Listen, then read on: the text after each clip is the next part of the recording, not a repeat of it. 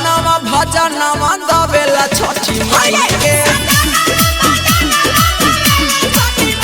अरे होवे ई प्यास रखलक सब के झुमाई के होवे ई प्यास रखलक सब के झुमाई के सजनवा भजनवा गावेला छठी माई के